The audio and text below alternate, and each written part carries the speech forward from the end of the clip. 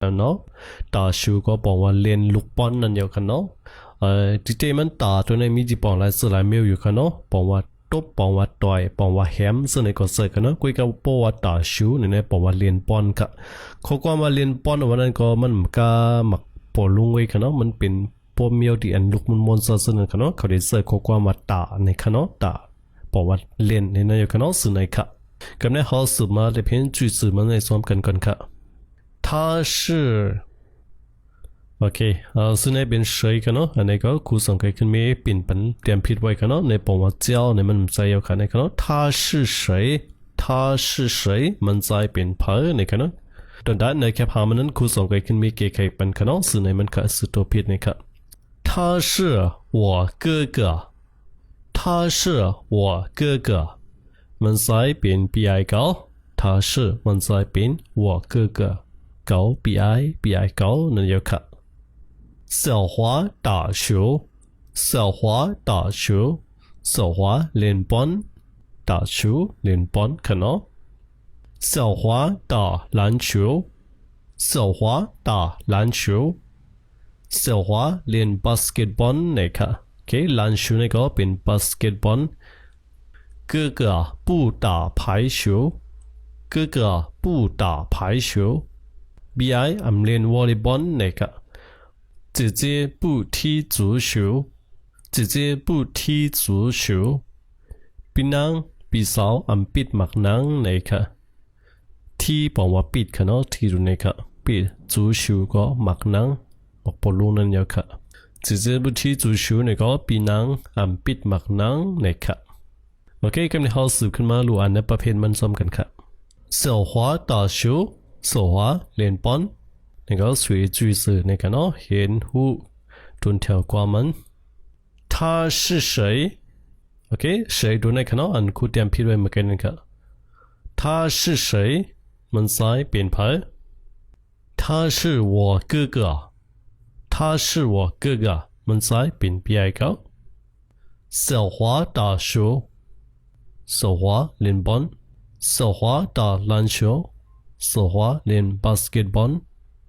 ลานตัวนี้มันปองว่าซาค่ะเนาะชิวก็มักบอลตาลานชิวก็เล่นมักบาสเกตบอลก็โอเคบาสเกตบอลส่วนไหนค่ะเนาะลานชิวก็มักซาซองนั่นเองค่ะเนาะ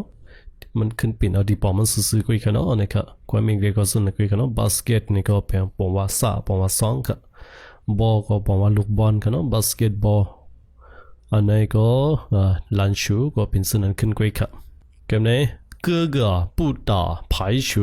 比赛俺们练volleyball 那个，姐姐不踢足球，比能比赛俺ปิดมักปลุง那个俺ปิดมักนัง那个ที่ปองซื้อมันจูในบอกว่าตีนกันเนาะ足球ก็มักตีนมักตีนก็มักปลุงมักอันเอาตีนปิดเอานั่นแค่ว่าสนะครับเนาะที่足球ก็ปิดมักปลุงในนั้นอยู่ค่ะปิดมักนังค่ะกับในเขาสืบขึ้นมาด้วยทางด้านนั้นค่ะโอเคสื่อต่างๆในซ้ำสื่อในซ้ำเป็นตอนขั้นรู้อ่านมันค่ะเนาะอันดังสุดในต่อเสียวหัวต่อชูนี่ค่ะอันดังสุดในเขามาด้วยที่บอกความได้และเสียงพีอีมันก่อนค่ะเสียวหัวต่อชู下课了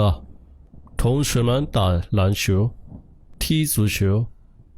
我和小翔打乒乓球小红不打球他跳绳小华打球下课了，同学们打篮球、踢足球。我和小翔打乒乓球。俺们个乒乓球那个话可能是那个喏，乒乓球那个乒乓球，俺们个乒乓球那个，马乒乓那个。小红不打球，他跳绳。小华练班，龙天耀，陆天考练 basketball。ปิดหมักนังเกาหลีดังเสาเฉียงเลียนหมักปิงบองมานังจอกเสือกคำนี้ทำมาด้วยที่ปอมันคำตัวค่ะเสาหัวต่อชิวเสาหัวเลียนปอน下课了ลงเฮียนยาว下课ก็บอกว่าลงเฮียนค่ะ同学们ล้วนเห็นเขา打篮球เล่นบาสเกตบอล踢足球ปิดหมักนัง我和小翔高来当小翔打乒乓球乒乓球หมักปิงปองค่ะเนาะอังกฤษเขาว่า tennis table tennis นั่นค่ะอันนั้นก็乒乓球นะครับเคเขาห้องสมัยค่ะเนาะ乒乓球อันนั้นก็乒乓球นะครับ小红不打球小红อันเล่นบอลนะครับ他跳绳มันนั่ง脚这ค่ะ跳แปลว่า脚ค่ะเนาะ绳แปลว่า这ค่ะ他跳绳มันนั่ง脚这เขาคู่ที่ปองเสียงออกมาแล้วกำในเขาสืบมาอ่านด้วยในประเภทมันแทงกำหนึ่งครับ读课文รู้อ่านตอนคันเห็นในคณะ小华打球小华เล่นบอลในครับกำในเขามาด้วยหางผ่ามันซ้อมกันเนาะในก็เดมีดวนเห็นเขาก็ในเกี่ยวกับกันเนาะในเป็นเล่นพิงพังชิวกันเนาะเดมีพิงพังชิวก็หมักปิงปองนั่นกันเนาะอันนี้ก็เดมีเล่นบาสเกตบอลยังก็อันตั้งหลังในก็เดมีเล่นหมักนังกันที่足球กันเนาะปิดหมักนังกันค่ะก็是那个下课了ลงเห็นแล้ว同学们打篮球ลวนเห็นเขาเล่นบาสเกตบอลที่足球ปิดหมักนัง我和小翔搞来当小翔打乒乓球练马乒乓小红不打球小红不练บอล他跳绳มันนั่ง脚这ไหนค่ะโอเค他跳绳ก็ที่เป็นมันนั่งก็ในค่ะเนาะ脚这ค่ะโอเคกันเขาสืบขึ้นมาด้วยทางตั้งนาค่ะโอเคตั้งนาในก็เป็นจีเชิง词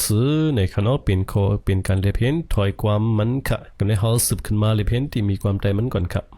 打ผมว่าเล่นอันนั้นก็ผมว่าต่อยค่ะเนาะตอนคันเห็นอันเขาเห็นดังเดินในแต่ก็เป็นข้อความว่าเล่นนั่นค่ะเนาะสนะครับเพื่อก็ที่ผมว่าผมว่าต่อยผมว่าแฮมในก็ใส่ค่ะเนาะที่ผมตัวในค่ะ谁跑球หมักบอลหมักลูกม้วนๆค่ะเนาะหมักลูกม้วนๆก็เป็นหมักบอลเลยค่ะเนาะลูกบอลนั่นอยู่ค่ะ篮球บาสเกตบอล排球วอลเลย์บอลที่ปิด足球หมักนังหมักบอลลูน下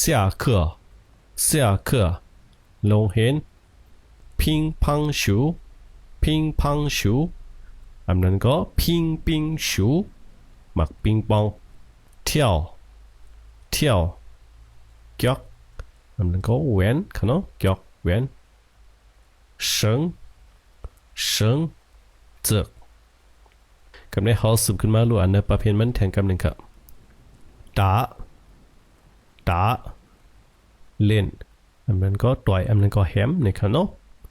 球ลูกบอล谁跑篮球บาสเกตบอล排球วอลเลย์บอลที่ปิด足球